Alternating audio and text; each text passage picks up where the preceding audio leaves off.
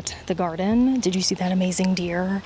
So beautiful. Oh my gosh. I could hear more back in the forest, but I only saw that one right there and it was just pretty chill. It's cool. So here are my sunflowers. This one is looking huge. Like the middle of it is massive. I need to put some bags around these ones to protect the seeds from the birds. I did some weeding over the weekend, but it's still kind of a mess. But there are some tomatoes to harvest and I'm gonna water.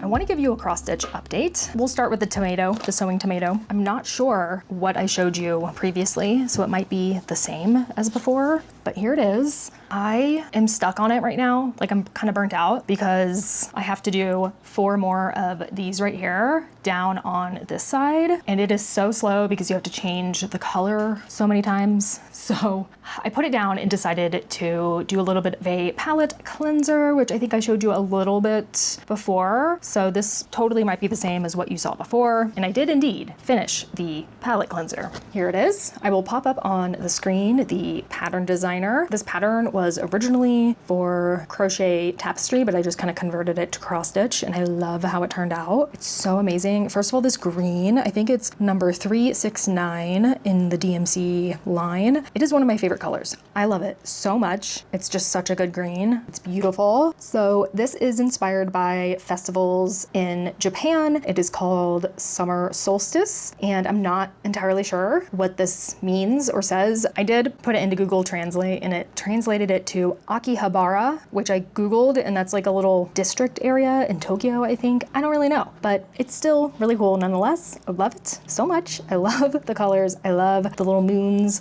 on the wings. It's perfect. So that's done. So my plan was to finish that and go back to the sewing tomato, but I didn't feel ready. So I started something new and I'm gonna show you that now. Okay, here it is. It's kind of hard to see. It's on like a dark blue fabric. All of this white are gonna be bricks, like the inside of the bricks. And I did start with like the grout of the bricks and was like, no, I have to do everything else except for the grout and do the grout last because it was so confusing. It was like a maze, very confusing. It's looking good so far. These purple things are flowers and there's gonna be like vines growing up it. I definitely have to say, this is the largest cross stitch I've ever done. I thought that sewing tomato one would be, and it doesn't seem like it's too big actually, but this one is going to be quite large. It is on 14 count Aida cloth, and that's just what I had on hand, so that's what I'm using. This is what it's supposed to look like. I changed out the pink flowers for purple, of course. I love purple, if you haven't noticed. So far, I've just done kind of like the top half here.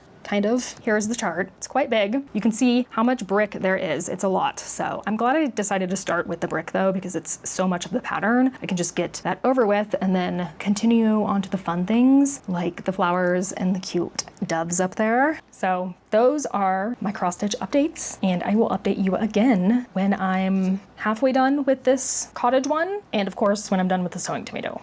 I will get done with it, okay? I'm so close to finishing it, but it's just difficult because the repetitiveness, it just does something to me that I'm like, I don't like it. And it takes me like a night to do one full red button with the leaves around it. So that's like 4 days that I have to put onto that. Anyway, I'm gonna finish it, it's gonna be done, and I will show you it when it's done.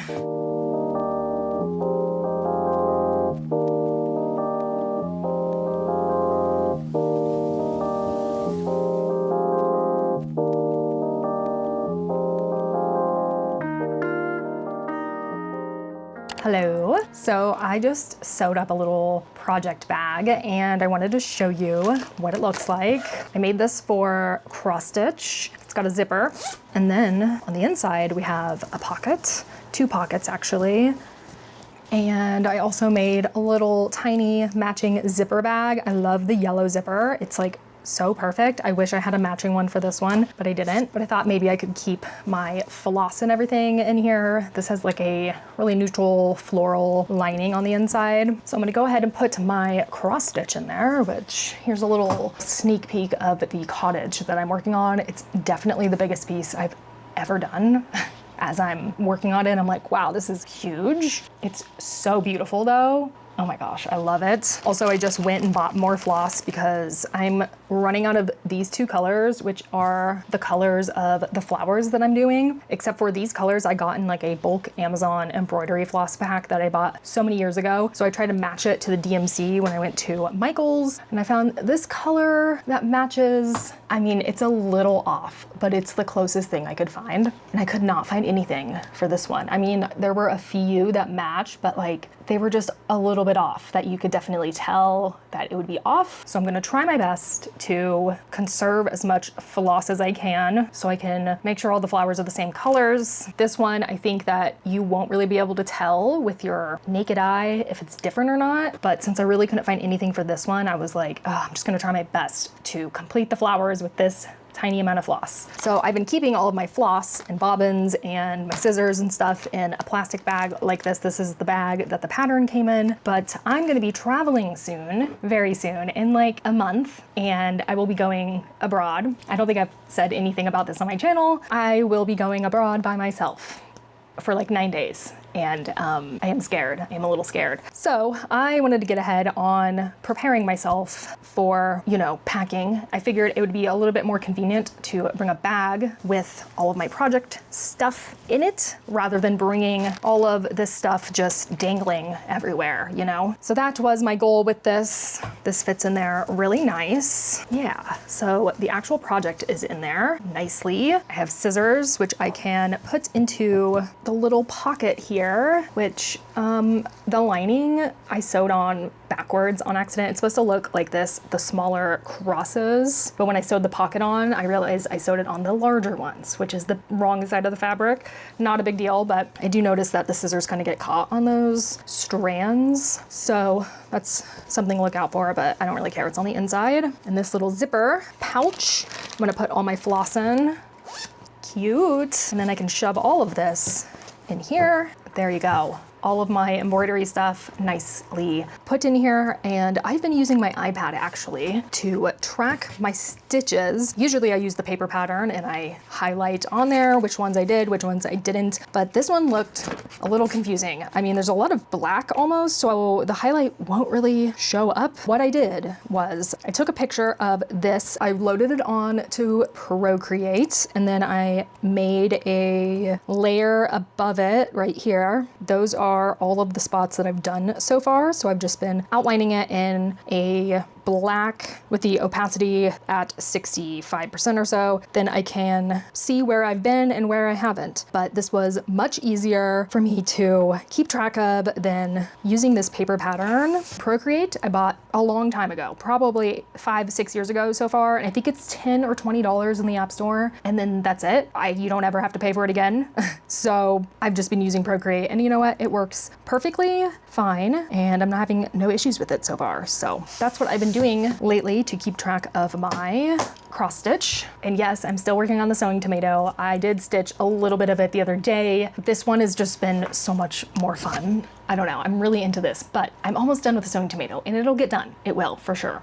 Okay, that's all I wanted to update you with. Also, let me know if you want me to show you how to make a little project bag. It's like so simple. I mean, it's just a giant zipper pouch, but I don't know, you can make it really fun. I want to make at least 2 more, I think, and I have some really good ideas for those. So maybe I'll make a video on it, whether you want it or not, and you can see how I do it, and you know, maybe it'll help you out a bit. So that's it. That's all I wanted to update you with for cross stitch.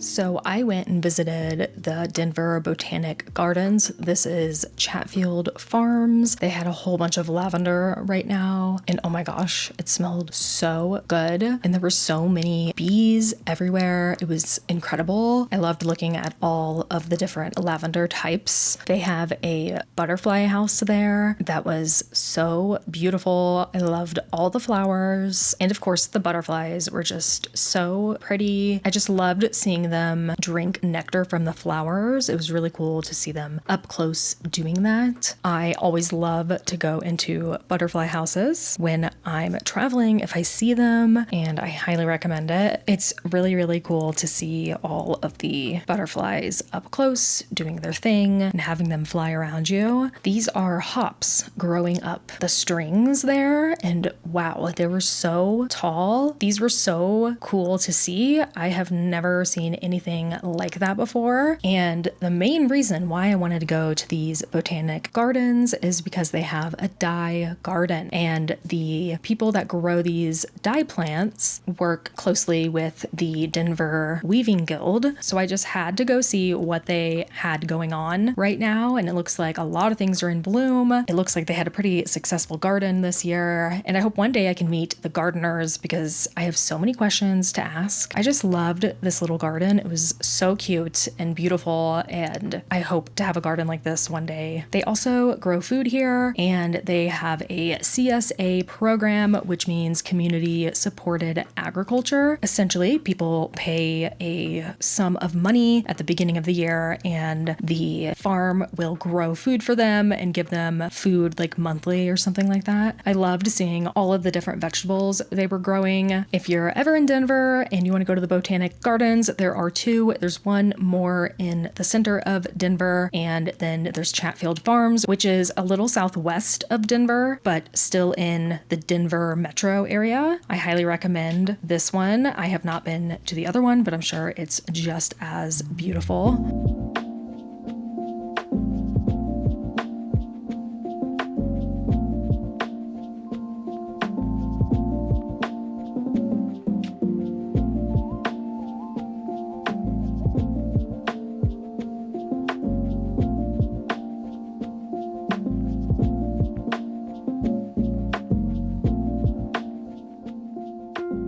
Okay, so I finally finished the sewing tomato. I worked away on it all this morning and it's done finally.